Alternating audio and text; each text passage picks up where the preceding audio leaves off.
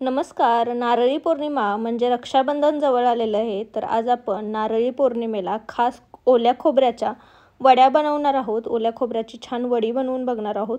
तर ही वडी मी आधी डेसिकेटेड कोकोनट कसं बनवायचं ते दाखवणार आहे. ओलं खोबरं खवल्यानंतर ते 5 ते 6 महिने कसं टिकवायचं त्याची ट्रिक दाखवणार आहे. आणि नंतर त्याच डेसिकेटेड कोकोनटपासून आपण ही मस्त ओल्या नारळाची बर्फी बनवणार आहोत. तर या रक्षाबंधनला आपल्या भावाला काहीतरी गोडधोड आपल्या हाताचं करून घालण्यासाठी ही रेसिपी नक्की ट्राय करा. तर चला तर मग रेसिपी पाहूयात. इथे मी नारळ घेतलेला आहे. ओला नारळ सोलून घेतलेला आहे. तर तुम्ही 1 किंवा 2 नारळाचा वापर करू शकता. तर हा नारळ आपण फोडून घेणार आहोत आणि यातलं खोबरं वेगळं करून घेणार. तर आता आपण याची साल काढून घेणार आहोत. तुम्ही असाही नारळ किसून घेऊ शकता किंवा चिरून घेऊ शकता. पण यामुळे काय होतात, वड्या थोड्याशा काळसर होतात. तर आपण याचे जी पाठीचा भाग आहे तो काढून घेतला की त्यामुळे वड्या छान पांढऱ्या शुभ्र होतात. त्यामुळे आपण हा पाठीचा भाग काढून घेणार आहोत. तर आता हा पाठीचा भाग तुम्ही चाकूच्या साहाय्याने काढू शकता किंवा एखाद्या सोल्याच्या साहाय्याने काढू शकता. इथे मी चाकूचा वापर करून याचा पाठीचा भाग काढून घेतलेला आहे. आता नारळ थोडासा कडक असल्यामुळे याच्या साली काढायला थोडंसं जड जातं, पण व्यवस्थित हळूहळू काढल्या की याच्या व्यवस्थित साली निघतात. तर तुम्ही चाकूच्या साहाय्याने ह्या अलगद अशा साली काढून घेऊ शकता. तर साली मी काढून घेतलेल्या आहेत. तुम्ही पाहू शकता की एका साईडने याची साल निघालेली आहे. सगळा नारळ आपण असा सगळे साली काढून घेतलेल्या आहेत आता याच्या. तर हा नारळ तुम्ही किसूनही घेऊ शकता, पण आपण याचं डेसिकेटेड कोकोनट कसं बनवायचं ते दाखवणार आहोत. त्यासाठी मी हा नारळ आधी चिरून घेणार आहे. तर जास्त जाड नाही आणि जास्त पातळही नाही असा हा नारळ चिरून घ्यायचा. चाकूच्या साहाय्याने मी हा व्यवस्थित चिरून घेतलेला आहे. पातळ पातळ याचे जास्त काप करायचे नाहीत, नाहीतर मग आपलं खोबरं जे आहे ते खूप जास्त बारीक होतं. तर मी तुम्हाला दाखवते की मी याचे कसे काप केलेले आहेत. जास्त पातळही नाही आणि जास्त जाडही नाही असे याचे काप करून घेतलेले आहेत. आता हे खोबरं आपण मिक्सरला बारीक करून घेणार आहोत, पण आपल्याला हे जास्त बारीक करून घ्यायचं नाही आहे, कारण जास्त बारीक केलं तर याचं दूध निघू शकतं.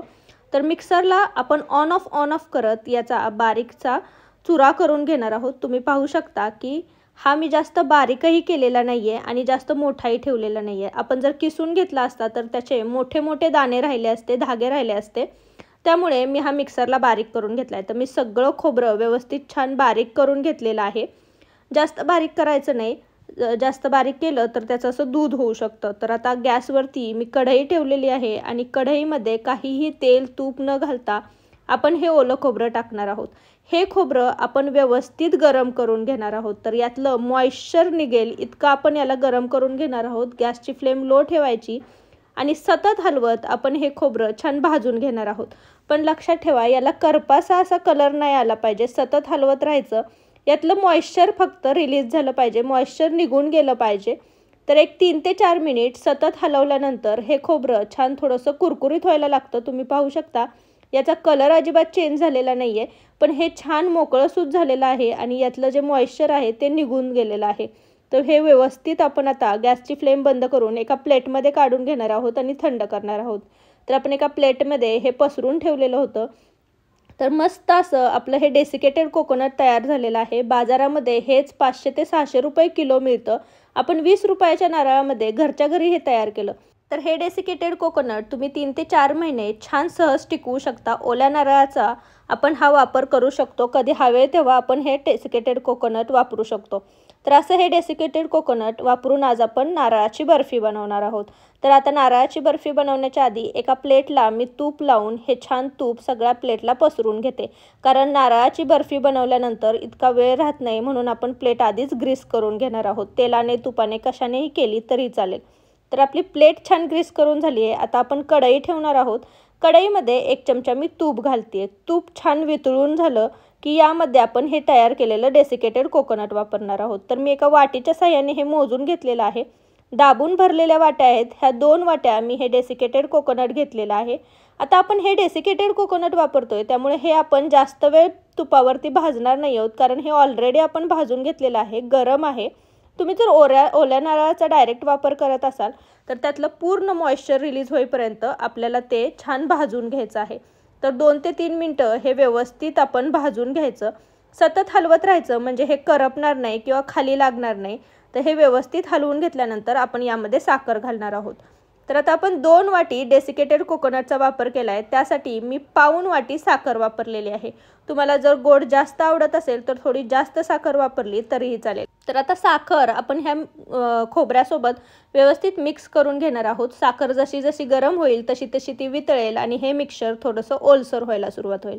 तर आता यामध्ये आपण पाव वाटी मिल्क पावडर वापरलेली आहे. तुम्ही या जागी ताजी साई वापरली तरीही चालेल. तर मिल्क पावडर घातल्यानंतर तुम्ही पाहू शकता की हे मिक्सचर छान असं ओलसर व्हायला लागलेलं आहे. तर हे पातळसर मिक्सचर आपण सतत हलवत हलवत पुन्हा घट्ट करून घेणार आहोत. तुम्ही पाहू शकता आपण सतत हलवतोय तरीही हे थोडंसं खाली लागलेलं आहे. तर हे व्यवस्थित हलवून घ्यायचं. याचा हळूहळू गोळा तयार व्हायला लागलेला आहे. गोळा तयार होतोय म्हणजे आपलं वडीचं मिक्सचर हळूहळू तयार व्हायला लागलेलं आहे. तर हे व्यवस्थित हलवत घ्यायचं. अजून एक 2 ते 3 मिनटं आपण हे हलवून घेणार आहोत. हे छान घट्टसर व्हायला लागलं आणि कढईचे जे तळ आहे तो सोडायला लागला की लक्षात घ्यायचं आपलं मिक्सचर तयार झालेलं आहे. किंवा याची थोडीशी गोळी हातात घेऊन तुम्ही गोळी होतीये का ते पाहून घेतलं तरी चालेल. गॅसची फ्लेम मी बंद करते आणि ग्रीस केलेल्या प्लेटमध्ये हे मिक्सचर आपण पटपट काढून घेणार आहोत. कारण साखर थोडी अजून थंड झाली तर ती जास्त कडक होते आणि मग त्याच्या वड्या पडणार नाहीत. वडी जी आहे ती आपली कडक होईल. त्यामुळे हे मिक्सचर पटापट ताटलीमध्ये काढून घ्यायचं. एका वाटीला मी थोडंसं तूप लावलेलं आहे. या वाटीने आपण हे मिक्सचर थापून घेणार आहोत.